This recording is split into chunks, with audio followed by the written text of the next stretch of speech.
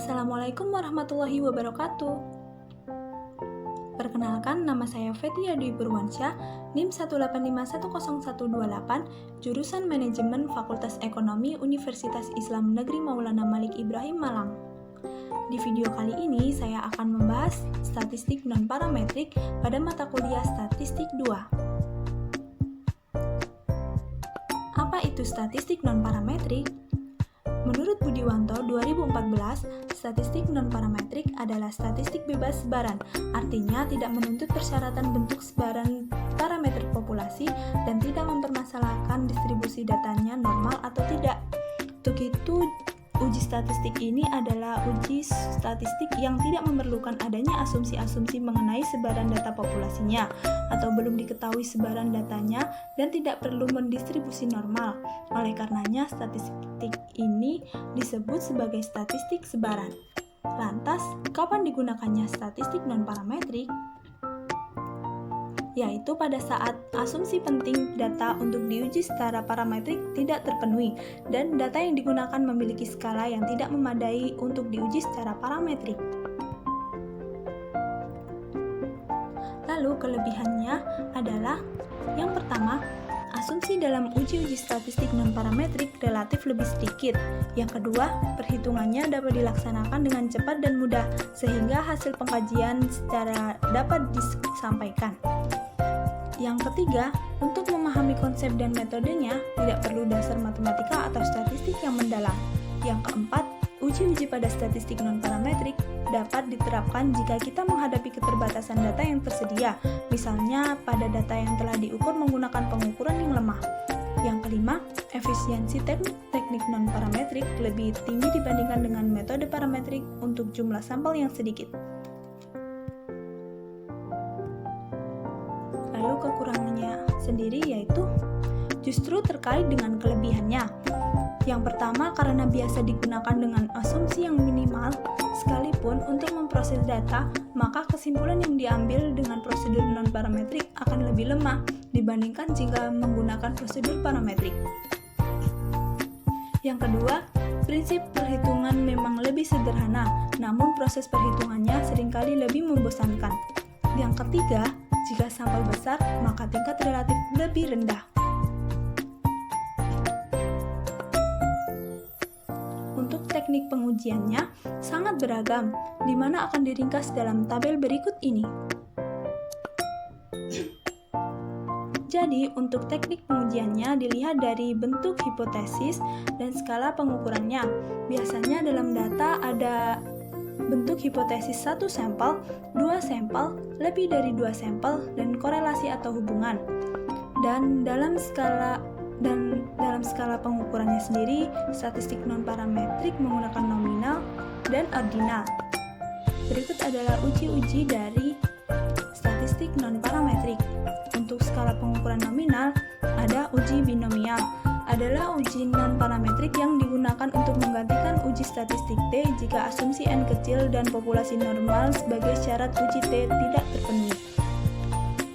Yang selanjutnya ada chi-square, hanya dapat digunakan untuk menganalisis data yang berwujud frekuensi, yaitu untuk menaksir apakah ada perbedaan yang signifikan atau tidak antara frekuensi yang diobservasi dalam sampel dengan frekuensi yang diharapkan dalam populasi.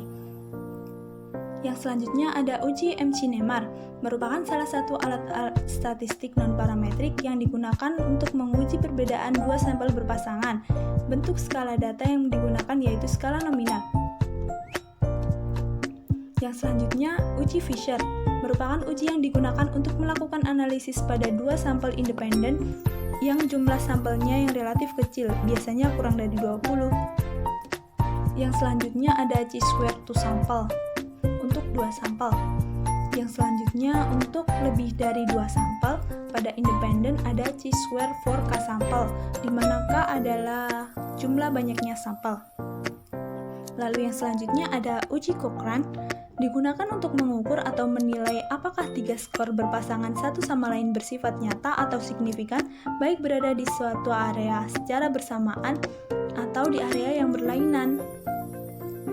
Yang selanjutnya ada contingency coefficient, yaitu teknik korelasional untuk mengetahui hubungan antara dua variabel yang mempunyai data berskala nominal, discrete, atau kategori. Dalam melakukan analisis koefisien kontingensi, seringkali disingkat KK atau C. Yang selanjutnya ada skala ordinal.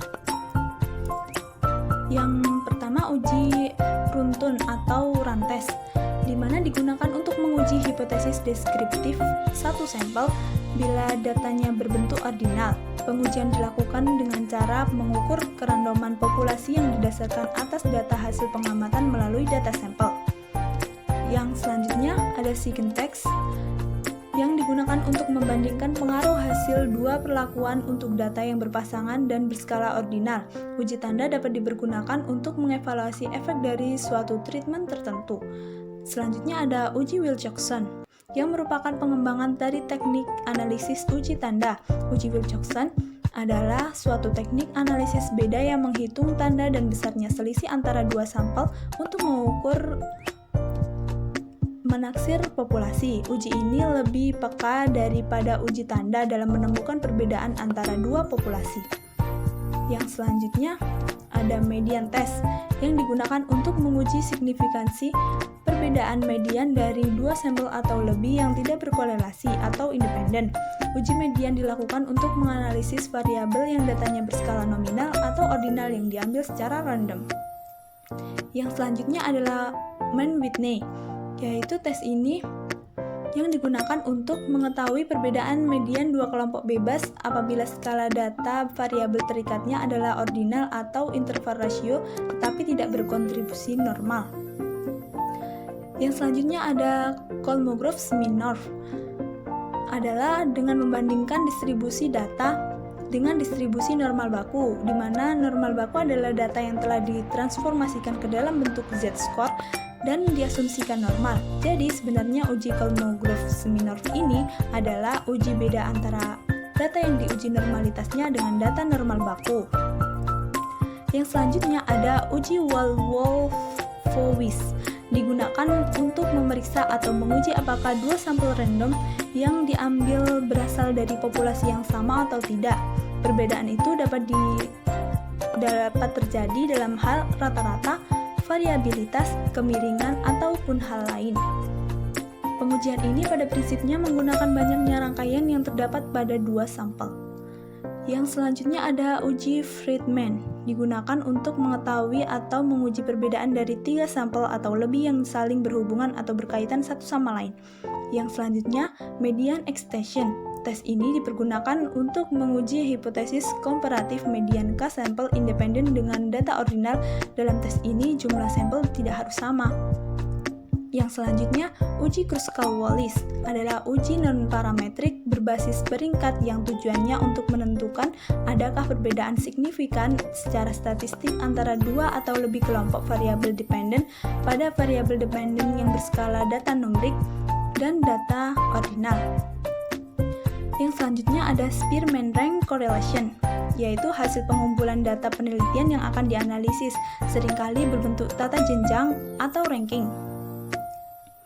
Yang selanjutnya ada uji Kendall-Stokes, digunakan untuk mengukur kekuatan atau hubungan dua variabel data yang digunakan berskala ordinal dan tidak harus berdistribusi normal.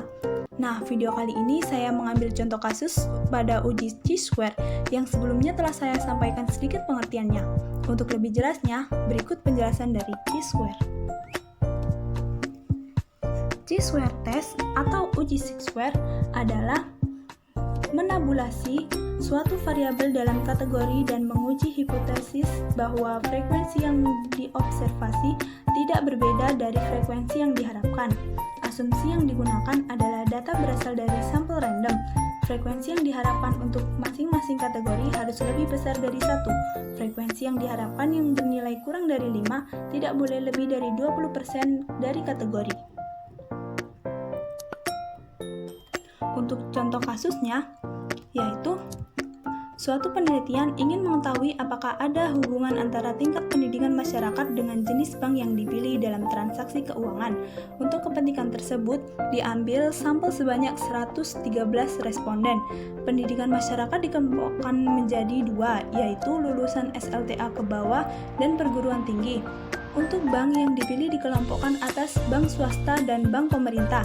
Dari penelitian didapatkan data sebagai berikut. Pada tabel ini terlihat bahwa dari 51 responden yang berpendidikan SLTA ke bawah, 35 diantaranya memilih bank pemerintah dan 16 diantaranya memilih bank swasta. Dari 62 responden berpendidikan perguruan tinggi, 20 diantaranya memilih bank pemerintah dan 42 responden memilih bank swasta.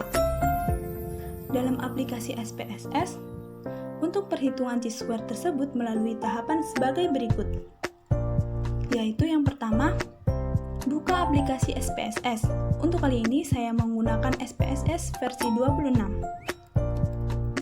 Lalu, setting variable view. Berikut adalah tampilannya. Sebelumnya, dalam data akan diinput berikan kode numerik untuk variabel pendidikan yaitu kode 1 pendidikan SLTA ke bawah dan kode 2 pendidikan perguruan tinggi. Untuk bank beri kode 1 untuk bank pemerintah dan kode 2 untuk bank swasta. Nah, pada baris pertama isikan kolom name dengan pendidikan. Untuk measure pilih ordinal dan kolom value isikan dengan kode 1 sama dengan SLTA dan kode 2 sama dengan PT. Berikut cara menginput value. Nah, tabel di sini adalah untuk menginput value.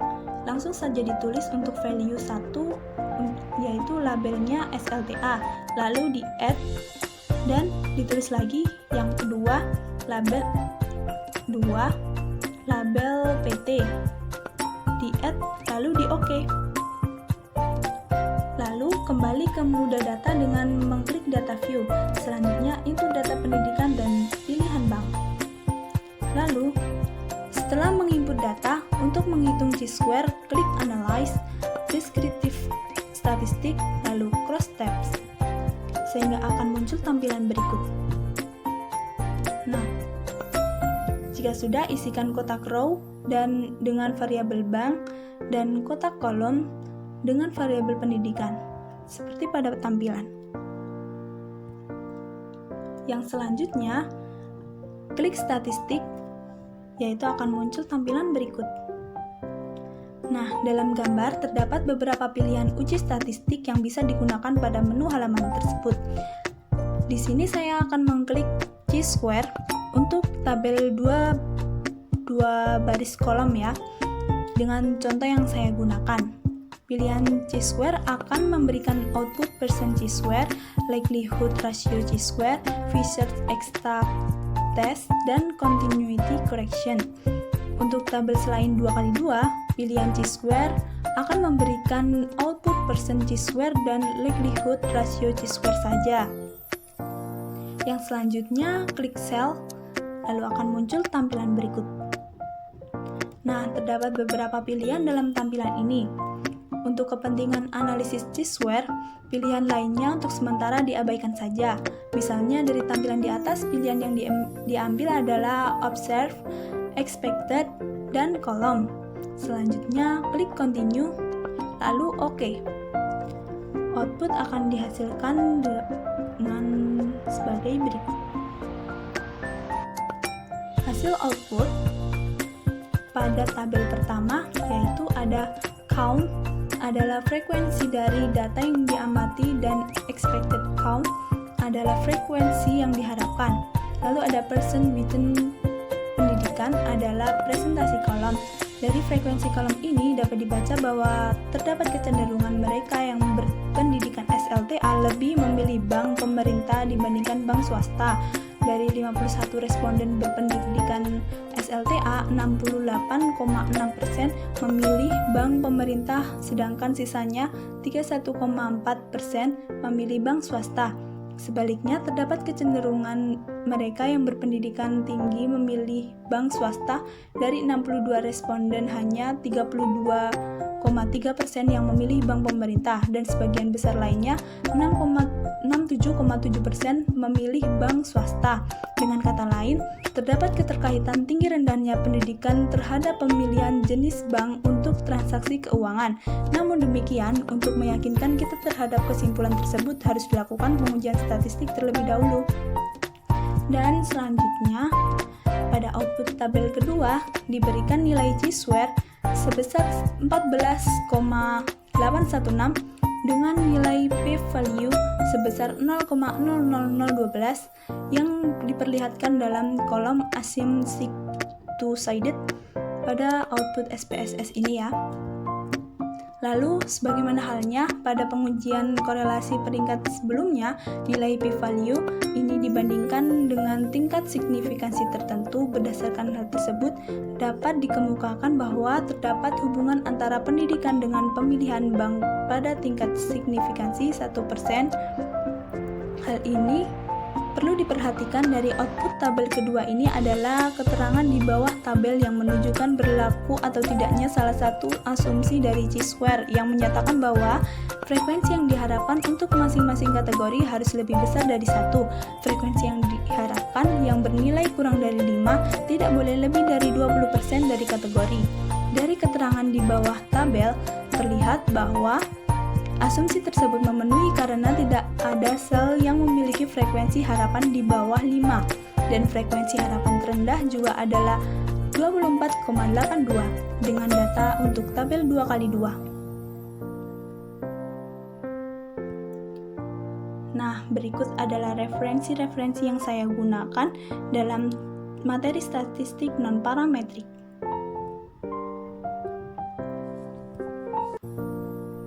Terima kasih telah menonton video ini sampai habis.